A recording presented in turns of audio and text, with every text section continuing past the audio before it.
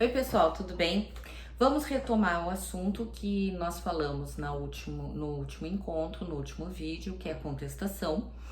Como eu disse para vocês, o assunto era extenso, então eu resolvi dividir em duas partes. Então hoje nós vamos continuar da onde a gente tinha parado. Então o que a gente estava falando? Numa primeira ideia, a contestação é a defesa do réu, né, no processo de conhecimento. Então tivemos a oportunidade de falar no outro vídeo da questão da audiência, da questão do prazo para a interposição da contestação e começamos a falar sobre as preliminares. O que nós dissemos lá, só para retomarmos a ideia? Muito bem, a contestação ela se divide em duas partes. Primeiro, ela tem que trazer as preliminares e depois ela vai discutir o mérito, tá legal? O que são essas preliminares? São matérias essenciais de se trazer em um primeiro momento em que o réu vai falar em juízo. Neste primeiro momento que o réu vai se manifestar, ele tem a obrigação de trazer essa questão, de trazer essas preliminares, né? E essas preliminares todas, elas vêm previstas no artigo 337 do CPC, que nós estamos comentando. Então, já comentamos no vídeo anterior a preliminar do inciso 1º, que é a inexistência ou nulidade de citação, e do inciso 2º, incompetência absoluta e relativa. Vamos falar hoje da preliminar e daí para frente, que vem prevista no inciso 3º, que é a incorreção do valor da causa. Muito bem, o artigo 293 do CPC, ele traz que o réu poderá impugnar em preliminar da contestação o valor atribuído à causa pelo autor, sob pena de preclusão.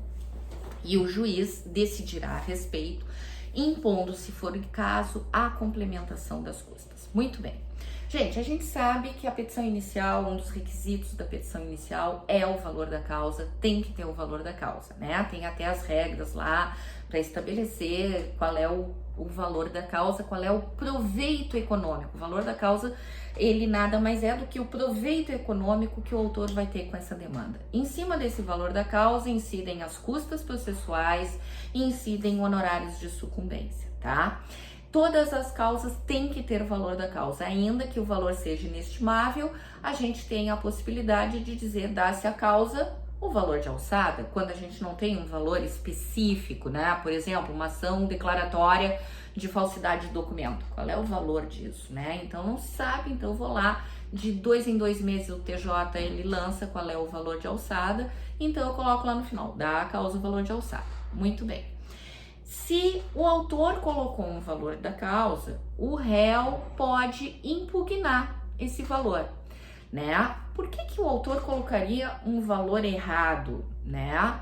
E por que o réu teria prejuízo nisso, né? Muito bem, o valor da causa, a gente sabe que incidem as custas, daqui a pouco o autor tá achando que tá elevado demais, dá uma amaciada ali no valor, coloca uma coisa mais baixa, o réu pode impugnar e dizer, não, tá incorreto, eu quero que o valor seja o valor correto. Só que tem um detalhe, essa impugnação do réu do valor da causa, ela tem que ser feita necessariamente em preliminar de contestação, sob pena de preclusão.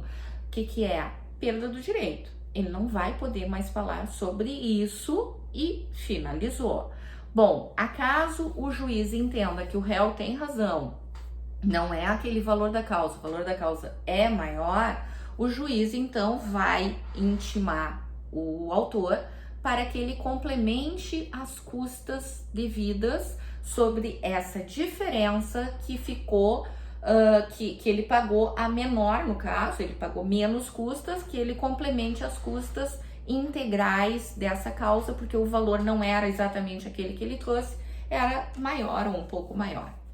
Bom, uma outra matéria de preliminar de contestação é a inépcia da inicial. Bom, esse é o momento, é o grande momento do réu dizer, olha, a inicial tá inepta, né? Então, os requisitos da petição inicial, eles vêm lá no 319 e no 320, tá lá. Então, se faltar algum daqueles requisitos, o réu pode perfeitamente, em preliminar, alegar essa inépcia. E se o autor não consertar, e se o juiz entender primeiro que está inepta, ele vai abrir prazo para o autor complementar, integrar isso. Então, a questão é o seguinte, sob pena de indeferimento, simplesmente não vai prosperar essa ação. Então, lá no 321, traz lá, pessoal, o juiz, ao verificar que a petição inicial não preenche os requisitos do 319 e 320, ou que apresenta defeitos e irregularidades capazes de dificultar o julgamento do mérito, determinará que o autor, no prazo de 15 dias, a emende ou complete, indicando com precisão o que deve ser corrigido ou completado. Essa questão da emenda da inicial é importante falar que no CPC agora de 2015, ele vem muito claro isso. O juiz tem que indicar aonde que ele tem que emendar e o que ele tem que emendar e completar. Porque no CPC anterior, simplesmente o juiz mandava emendar inicial, descobre, autor, o que está faltando. Então fica realmente bastante complexa a vida do autor aqui para emenda. O parágrafo único, se o autor não cumprir a diligência, então o juiz vai indeferir. Bom, o réu pode alegar outra matéria nessas preliminares, né, na contestação, que é a perempção. O que é a perempção? Gente, vamos pensar assim. Primeiro, quando o autor, né, deixa de promover os atos e as diligências necessárias ao andamento do feito, tá? E abandona a causa por mais de 30 dias, ele vai gerar a extinção do processo sem julgamento do mérito, tá? Abandono por 30 dias, o autor foi intimado para fazer uma coisa, cara de paisagem, não fez. 30 dias, o juiz pode extinguir esse processo por abandono, no caso, né? Então diz lá, 485, o juiz não resolverá o mérito, sem julgamento do mérito, quando, quinto, reconhecer a existência de perempção, litispendência e coisa julgada. O que é a perempção? É essa questão. Simplesmente o autor, ele se manteve inerte e deixou de promover as diligências que deveria ter promovido, tá? O 486, ele traz o seguinte, o pronunciamento judicial que não resolve o mérito, não obsta que a parte proponha de novo a ação, tá legal? Então, resolveu sem solução do mérito, sem resolução do mérito, pode entrar de novo. Fez coisa julgada formal, pessoal, não fez coisa julgada material. Coisa julgada material encerrou, coisa julgada formal também, mas encerrou aquele processo formal, mas não se entrou no mérito. Então, faz só a coisa julgada formal, não faz a material, e se não faz a material, ele pode entrar de novo. Deu para entender? Então, o parágrafo 3º diz lá, se o autor der causa por 3 vezes a sentença fundada em abandono da causa, não poderá propor nova ação contra o réu com o mesmo objeto, ficando-lhe ressalvada, entretanto, a possibilidade de alegar a defesa do seu direito. Pronto, perempção, tá? Então, o autor entrou com a causa inerte, intimado, inerte, passou 30 dias, resolveu, sem julgamento do mérito. Entrou de novo e entrou mais uma vez, 3 vezes, tá? 3 vezes ele entrou e a causa foi pro mesmo final, no caso, sem resolução do mérito, simplesmente encerrou. Ele não pode propor de novo e aí vai se configurar, então, a perempção, tá legal? E essa perempção, ela tem que ser alegada pelo réu neste momento que o réu vai apresentar sua defesa, que é a contestação. Outro caso que ele tem que trazer na preliminar é a litispendência. O que é a litispendência, pessoal? Bom, é a tríplice identidade, né? Igual pedido, igual causa de pedido, iguais partes. Bom, tudo igual. Eu proponho uma ação contra o fulano para indenização do acidente de trânsito.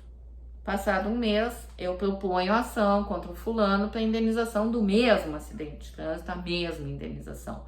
Litispendência, são 2 causas que têm tríplice identidade, são iguais, causa de pedir, pedido e partes. Simplesmente a segunda tem que ser extinta, só vale a primeira, tá?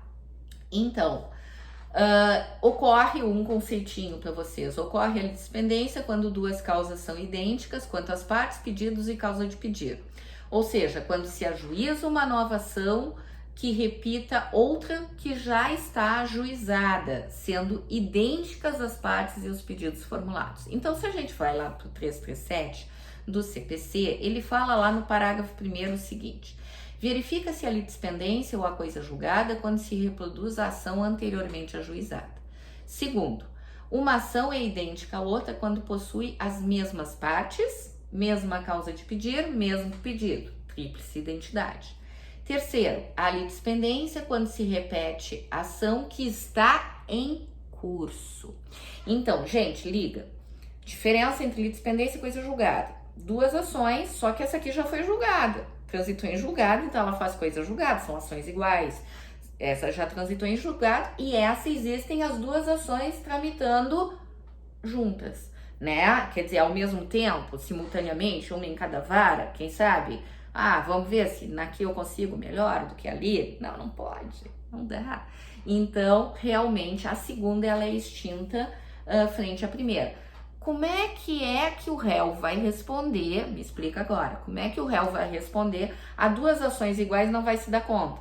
Não, então, na segunda, quando ele for para a contestação, ele vai alegar a litispendência em preliminar, tá?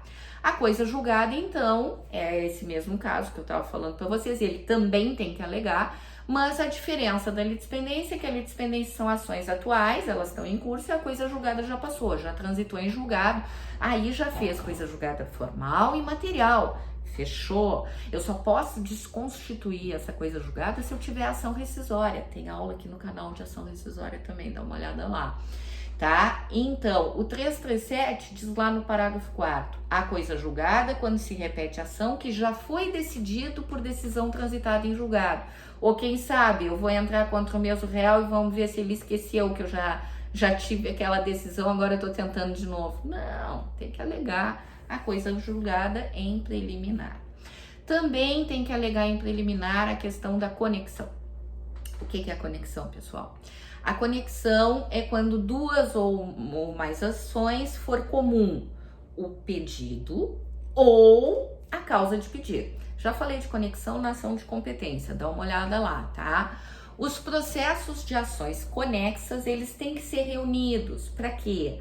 Para evitar decisões contraditórias. Tu imagina, dois processos que têm em comum o pedido, ou dois processos que têm em comum a causa de pedir. Um decide assim, outro decide assado. Não dá, tem que reunir, vai decidir na mesma sentença. Os autos ficam em apenso. É necessário reunir para ter essa uniformidade de decisão, tá? Então, o artigo 55 diz lá no parágrafo 1º, 55, tá? Os processos de ações conexas serão reunidos para decisão conjunta, salvo se um deles já houver sido sentenciado. Bom, se um deles já foi sentenciado, eu tenho coisa julgada, tá? Bom, o parágrafo 3º desse mesmo artigo 55 diz: serão reunidos para julgamento em conjunto os processos que possam gerar risco de prolação de decisões conflitantes ou contraditórias, caso decididos separadamente, mesmo sem conexão entre eles. Como esta alegação preliminar não enseja a extinção do processo, trata-se de defesa processual dilatória. Então, o réu vai trazer essa defesa lá na preliminar da contestação dele, não vai extinguir, né, a ação conexa, mas vai forçar para que se reúna pelo menos no mesmo juízo, para que o juiz dê uma decisão em conjunto para as duas ações, tá? Outra preliminar, incapacidade da parte, defeito de representação ou falta de autorização. Bom, quando o réu vê que a parte, por exemplo, a parte é menor e ele está postulando sozinho, sem o representante legal dele, no caso de menor absolutamente incapaz, ou sem o assistente, né, no caso de menor relativamente incapaz, acima de 16 e menos de 18, ele simplesmente vai dizer que essa parte ela não tem capacidade, né? Então ele vai alegar isso em preliminar de contestação. Claro que isso vai ser arrumado, né, pessoal? Vai ser intimada outra parte para que junte a questão do assistente ou do representante, tá? Então, o que a gente sabe? Que no artigo 70 lá do Código Civil, de todas as pessoas que se encontrem no exercício de seus direitos têm capacidade de estar em juízo. Por isso que, por exemplo, na ação de alimentos, e a gente tem também aula de ação de alimentos aqui no canal, o autor da ação é o bebê, né? Pode ser o bebê recém-nascido, tá? Ele tem capacidade, sim, mas ela tem que ser complementada pelo genitor, pelo que detém a guarda, pelo representante legal dele. Então tem que ser os dois. O autor é o bebê representado pela sua genitora, ou seu genitor, não sei, tá? O artigo 5º do Código Civil diz que a menoridade cessa aos 18 anos completos quando a pessoa fica habilitada à prática de todos os atos da vida civil. Ocorre que se o autor não corrigir a irregularidade, porque existe possibilidade dele corrigir, ele vai ser intimado para corrigir. Caso ele não corrija essa irregularidade, lógico, vai fazer o quê? Extingue o processo. Não tenho como continuar no processo com alguém que não consegue ser parte em juízo, né? Que falta representação, falta assistência. Pessoal, uma outra preliminar importante da gente frisar, e também temos aula aqui no canal sobre arbitragem, é a convenção de arbitragem. O que é a convenção de arbitragem? Seguinte, eu posso estabelecer de comum acordo com a outra parte que caso haja alguma divergência no nosso contrato, vai ser resolvido pelo juízo arbitral. Ou pode já até ter sido resolvido pelo juízo arbitral e a parte resolve procurar o jurisdicional e me executar e entrar contra mim de novo. Gente, se eu tenho uma convenção de arbitragem, eu, réu, tenho que dizer, segura, eu tenho convenção de arbitragem, não pode prosperar esse processo aqui, porque nós decidimos de comum acordo que procuraríamos o juízo arbitral. Então, aqui a questão do 485, diz lá, o juiz não resolverá o mérito, sem resolução do mérito, quando, quinto, reconhecer a existência de perempção, litispendência e coisa julgada, li o artigo errado, é o 337, parágrafo 6º, a ausência de alegação da existência de convenção de arbitragem, na forma prevista nesse capítulo, implica a aceitação da jurisdição estatal e renúncia do juízo arbitral. Então, se o réu, tendo convenção de arbitragem, simplesmente não fala nada, ele renunciou. Deu para entender? E o processo vai continuar no juízo normal, jurisdição.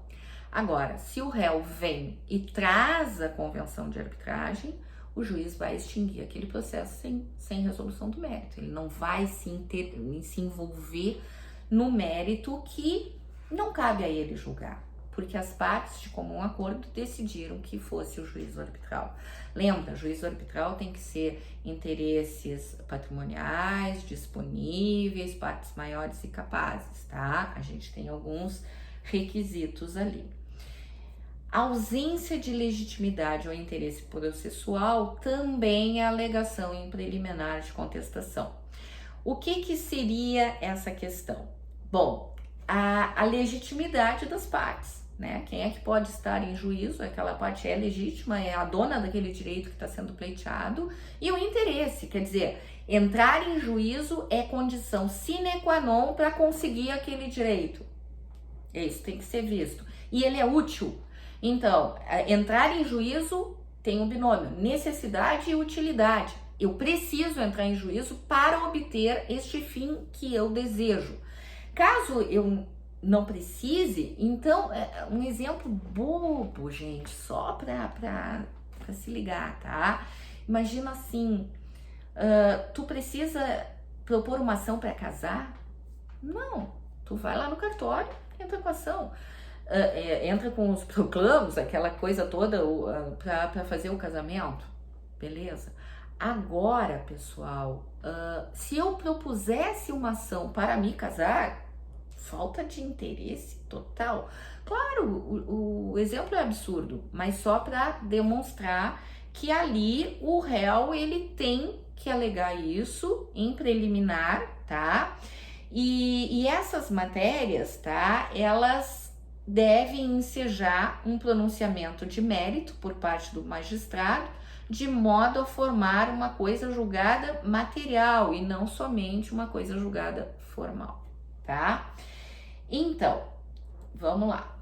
Falta de caução ou de prestação que a lei exige como preliminar. O que é isso? Existem alguns casos, pessoal, que a lei exige para que a pessoa entre com a ação cumprir algumas providências anteriores. Aí, como é que eu exemplifico isso para vocês? Olha lá o 486, parágrafo 2º, tá? Que ele diz o seguinte: o pronunciamento judicial que não resolve o mérito não obsta que a parte propõe uma nova ação. A gente já falou disso, inclusive, na aula de hoje.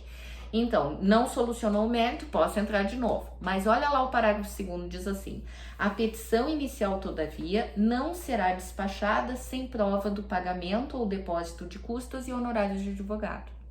Então, coloca uma condição para tu entrar de novo. Bom, tu pode entrar de novo? Pode. Mas tu tens que comprovar que tu pagasse as custas e os honorários de advogado daquela ação anterior que foi resolvida sem a solução do mérito. Foi resolvida sem mérito. Não, foi extinta, desculpa, sem a resolução do mérito, tá? E por fim, a preliminar da indevida concessão do benefício de gratuidade de justiça. Gente, aqui é um negócio bem peculiar e a gente tem que ter cuidado nisso aqui. Concessão de AJG é uma decisão interlocutória que não gera agravo de instrumento. Não está previsto no rol do 1015, que é taxativo. Ah, é taxativo mitigado, tá, ok, mas não está previsto no rol. O que está previsto no rol do 1015 para eu interpor agravo de instrumento? A denegação de AJG. Aí eu posso interpor, mas a concessão não. Aí o autor entrou, pediu a AJG, levou. E eu venho como réu sabendo que ali tem gato nessa tuba, que simplesmente o autor não deveria ter esse direito a receber esse benefício. Eu posso entrar, devo entrar em preliminar na minha contestação e alegar essa questão. Alegar que ele não faz jus à AJG. Esse é o meu momento de falar. Eu não posso recorrer disso porque não é cabível agravo de instrumento contra a hipótese de concessão, só de denegação, tá? Denegação ou reversão, tirando então a AJG anteriormente concedida, tá? Mas a simples concessão não cabe. Então, meu momento de falar é esse, em preliminar de contestação, tá? Então, isso aqui ele modificou um pouco, porque pelo rito do CPC anterior, isso aí devia de ser alegado numa via incidente, era um incidente processual. Não, agora diz na contestação em preliminar de contestação. Bom, o 337, parágrafo 5º, ele traz uma coisa interessante. Excetuadas de todas essas matérias que a gente falou agora, entre a aula passada e essa, tá?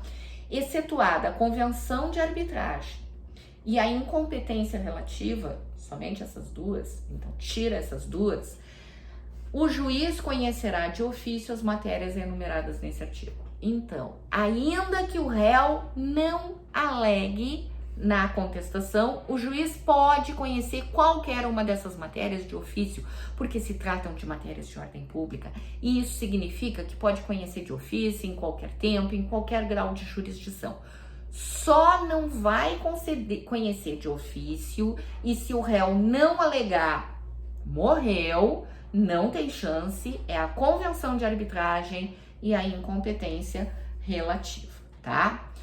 Bom, um outro ponto, já me encaminhando para o final, é o 338, que fala da nomeação à autoria. É uma espécie genérica de nomeação à autoria. Então, o 338 traz, alegando o réu na contestação ser parte ilegítima ou não ser responsável pelo prejuízo invocado, o juiz facultará ao autor em 15 dias a alteração da petição inicial para a substituição do réu. E no parágrafo único desse artigo diz, realizada a substituição, o autor reembolsará as despesas e pagará os honorários ao procurador do réu, excluído que serão fixados entre 3 e 5% do valor da causa, ou sendo irrisório nos termos do 85, parágrafo 8º. Gente, isso aqui é uma modalidade genérica de nomeação à autoria, tá? E o legislador de 2015 que colocou. Então, eu entrei com a ação contra alguém que não é réu. Bom, ele tem que vir aos autos em preliminar lá na contestação dele e trazer isso aí. Olha, não sou eu o réu, eu sei que o réu é o fulano. Se ele sabe, ele deve indicar, tá? Ele deve indicar quem é o sujeito passivo, porque olha lá o 339. Quando alegar sua ilegitimidade, incumbe ao réu indicar o sujeito passivo da relação jurídica discutida sempre que tiver conhecimento, sob pena de arcar com as despesas processuais e de indenizar o autor pelos prejuízos decorrentes pela falta de indicação. Esse é o princípio da cooperação, tá? Não existe uma obrigatoriedade maior, mas sempre que ele souber, ele deve. Como é que eu vou saber isso? Bom, não vou saber nunca, né? Então, pode ser que ele chegue ali e diga, olha, não sou eu, não sei quem é. Mas quer a lei que, para consagrar esse princípio da cooperação, que ele indique, né? E no caso de haver essa indicação, o 339, parágrafo 1º, diz lá, o autor, ao aceitar a indicação, procederá no prazo de 15 dias à alteração da petição inicial para a substituição do réu, observando-se ainda o parágrafo único do 338. E no parágrafo 2º, ele diz, no prazo de 15 dias, o autor pode optar por alterar a petição inicial para incluir como litis consorte passivo o sujeito indicado pelo réu. Então, o autor tem duas chances. Ou ele tira o réu e coloca outra pessoa, tá? Ou mantém o réu e coloca outra pessoa em litisconsórcio passivo. Ele tem 15 dias para fazer isso. Não é 15 para fazer um e 15 para fazer outro. É os mesmos 15 dias. Nos mesmos 15 dias ele tem que optar. Ou ele tira o réu e coloca o outro, ou ele acresce o outro e deixa o réu em litisconsórcio passivo, tá? Então, pessoal, era o que nós tínhamos agora sobre as preliminares e eu ainda vou fazer uma terceira aula de contestação, porque a matéria é extensa e eu quero conversar um pouco mais com vocês, mais aprofundadamente sobre o mérito da contestação. Então, até a próxima. Se vocês gostaram, se inscrevam no canal, tô bem feliz com toda a participação de vocês, está sendo muito bacana para mim, que é um projeto muito importante que eu tenho, que é fazer essa facilitação, levar o direito processual civil a todo mundo que se interessa por ele e se encanta por ele tanto quanto eu. Um grande beijo no coração, fiquem bem.